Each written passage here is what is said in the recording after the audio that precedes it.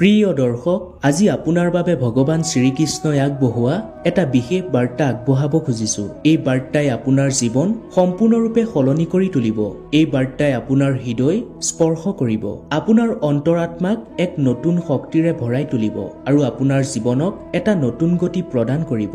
ভগৱান শ্ৰীকৃষ্ণই হৈছে আমাৰ আত্মাৰ সঁচা লগৰী। ভগৱানে সদায় আমাক লগ দিয়ে, আমাক সহায় কৰে, আমাক ভগৱানে নানা বিপদৰ পৰা ৰক্ষা কৰে। কিন্তু ব্যস্ততাৰে ভৰা জীৱনত আমি ভগৱানৰ উপস্থিতি অনুভৱ কৰিবলৈ পাহৰি যাওঁ। বিপদৰ সময়তহে আমি হে ভগৱান আমাক ৰক্ষা কৰা, হে কৃষ্ণ বচোৱা বুলি ভগৱানক স্মৰণ কৰো। প্ৰিয় দৰ্শক, ভগৱান শ্ৰীকৃষ্ণই আপোনাৰ বাবে আগবঢ়োৱা এই বাৰ্তা ভালদৰে শুনাৰ পিছত আপুনি বুজি পাব যে শ্ৰীকৃষ্ণ কেৱল আমাৰ ভগৱানেই নহয়, তেওঁ আমাৰ সখা, আমাৰ প্ৰকৃত মাৰ্গদৰ্শক আৰু শ্ৰীকৃষ্ণ আমাৰ একমাত্ৰ সাৰথী। ভগৱান শ্ৰীকৃষ্ণই আপোনাৰ বাবে আগবঢ়োৱা সেই ৰহস্যময় তথা প্ৰেৰণাদায়ক বাৰ্তাক হৃদয়ংগম কৰিবলৈ আপুনি বাৰু সাজুনে?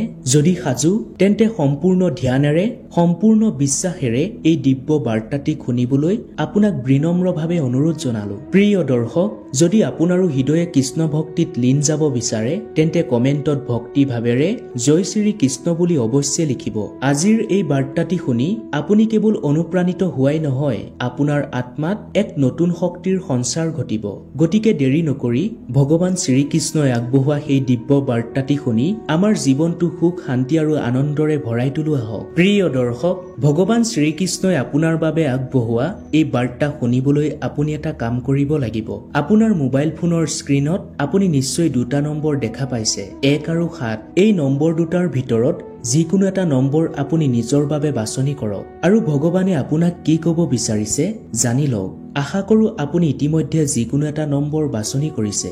যিসকল ভক্তই 7 নম্বৰটো বাছনি কৰিছে, তেওঁলোকক ভগৱানে কৈছে, তুমি মোৰ প্ৰিয় ভক্ত আৰু মই তোমাৰ কানাই। তেন্তে তুমি কিয় এই সংসাৰখনক লৈ চিন্তা কৰিছা? এই সংসাৰত আজি যিসকল তোমাৰ লগত আছে, তেওঁলোক তোমাৰ লগত তেতিয়ালৈকেহে থাকিব যেতিয়ালৈকে তুমি তেওঁলোকৰ কামত আহিবা। যেতিয়ালৈকে তেওঁলোকৰ তোমাক প্ৰয়োজন হ'ব, তেতিয়ালৈকেহে তেওঁলোক তোমাৰ কাষত থাকিব।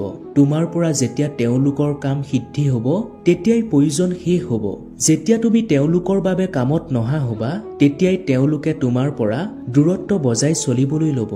তেতিয়া তোমাক তেওঁলোকে চিনি নোপোৱাৰ ভাও ধৰিব। সেইবাবে এই সংসাৰৰ কথা, সেই মানুহবোৰৰ কথা ভাবিবলৈ তুমি বাদ দিয়া।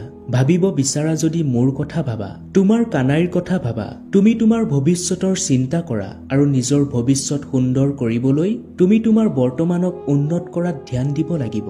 অতীতক লৈ চিন্তা কৰিছা কিয়? তোমাৰ অতীত যেনেকুৱা আছিল, অতীতত যি হৈছিল, সেইবোৰ বৰ্তমানত ভাবি মিছাতেই সময় নষ্ট নকৰিবা। অতীতৰ পৰা কেৱল শিক্ষাহে ল'ব লাগে। অতীতত কৰা ভুল পুনৰ যাতে নহয় তাৰ সংকল্প লোৱা। তেতিয়া কিদৰে তোমাৰ বৰ্তমানৰ অৱস্থা সুন্দৰ হৈ পৰিব তুমি নিজেই দেখা পাবা। তোমাৰ ভৱিষ্যত উজ্জ্বল হৈ পৰিব। যদি তুমি মোৰ ভক্তি কৰা, মোক স্মৰণ কৰা আৰু মোৰ ওপৰত বিশ্বাস ৰাখা, তেন্তে মই তোমাক প্ৰতি মুহূৰ্ততে সংগ দিম। তোমাৰ সকলো পৰিস্থিতিতে মই তোমাৰ কাষত থাকিম। তোমাক সকলো বিপদৰ পৰা মই উদ্ধাৰ কৰিম। মই তোমাৰ মাৰ্গদৰ্শক হিচাপে কাম কৰি যাম। তোমাৰ জীৱনলৈ যি বাধা আহিব, সেই বাধা দূৰ কৰাটো মোৰ দায়িত্ব হৈ পৰিব। গতিকে জীৱনক লৈ তুমি শংকিত হোৱাৰ কোনো প্ৰয়োজনেই নাই। প্ৰিয় দৰ্শক, আপুনিও যদি 7 নম্বৰটো বাছনি কৰিছিল, তেন্তে কমেণ্টত জয় শ্ৰী কৃষ্ণ বুলি অৱশ্যে লিখিব আৰু আপোনাক ভগৱান শ্ৰীকৃষ্ণই কোৱা এই কথাখিনি সদায় মনত ৰাখিব। দেখিব আপোনাৰ জীৱনটো সুন্দৰ হৈ পৰিব। যিসকল ভক্তই 1 নম্বৰটো বাছনি কৰিছে, তেওঁলোকক ভগৱানে কৈছে, তুমি কিয় ইমান হতাশ হৈছা? আৰম্ভণিতে সফলতা লাভ নকৰিলা বুলিয়েই ভাঙি পৰাৰ কি প্ৰয়োজন? হে মোৰ সখা, বিফলতা মানে হাৰি যোৱা নহয়। এটা কথা সদায় মনত ৰাখিবা, বিফলতা হৈছে সফলতাৰ প্ৰথম ধাপ। যি ব্যক্তিৰ জীৱনলৈ বিফলতা আহে, সেই ব্যক্তিয়ে সকলোতকৈ বেছি শিক্ষা লাভ কৰিব পাৰে। তেওঁ সকলোতকৈ ডাঙৰ অনুভৱ কৰিব পাৰে। সফলতা কিদৰে অৰ্জন কৰিব পাৰি তেওঁ ভালদৰে বুজি উঠে। সেইবাবে বিফলতাক লৈ কেতিয়াও ভয় নকৰিবা।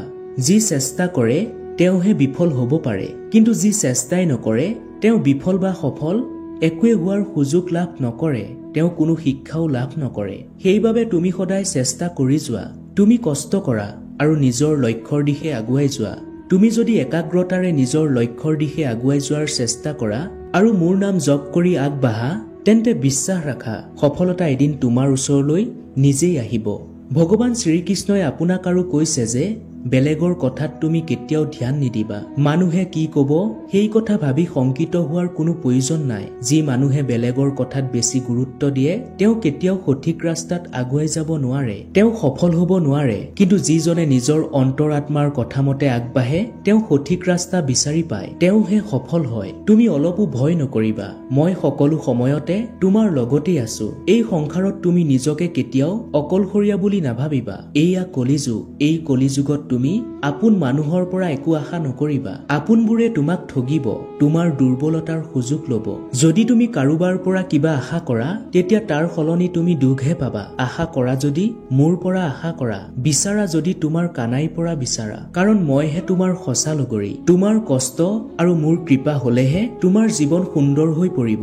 যিজনে আনৰ ভালৰ বাবে চিন্তা কৰে সেইজনৰ জীৱনটো মই ভাল কৰি তোলো। সেইবাবে সদায় ভাল কৰ্ম কৰিবা আৰু মোৰ ভক্তি কৰিবা। লগতে নিজৰ জীৱনটো সুন্দৰ কৰিবলৈ সদায় নিষ্ঠা আৰু একাগ্ৰতাৰে কাম কৰি যোৱা। তোমাৰ জীৱন সলনি কৰাৰ বাবে এয়াই উত্তম সময়। মোৰ ওপৰত বিশ্বাস ৰাখি সততাৰে আগুৱাই যোৱা। দেখিবা তোমাৰ জীৱনৰ পৰা সকলো জটিলতা লাহে লাহে দূৰ হৈ পৰিব। তোমাৰ সকলো ইচ্ছা মই পূৰণ কৰিম। তোমাৰ প্ৰতিটো সপোন পূৰণ কৰিবলৈ মই নিজেই তোমাক মাৰ্গদৰ্শন দিম। প্ৰিয় দৰ্শক, এয়াই আছিল ভগৱান শ্ৰীকৃষ্ণই আপোনাৰ বাবে আগবঢ়োৱা কিছু বিশেষ বাৰ্তা। যদি এই বাৰ্তাই আপোনাক অলপ হলেও অনুপ্ৰাণিত কৰিছে তেন্তে আন 10 জনৰ ভালৰ বাবে এতিয়াই ভিডিঅ'টো শ্বেয়াৰ কৰি দিব।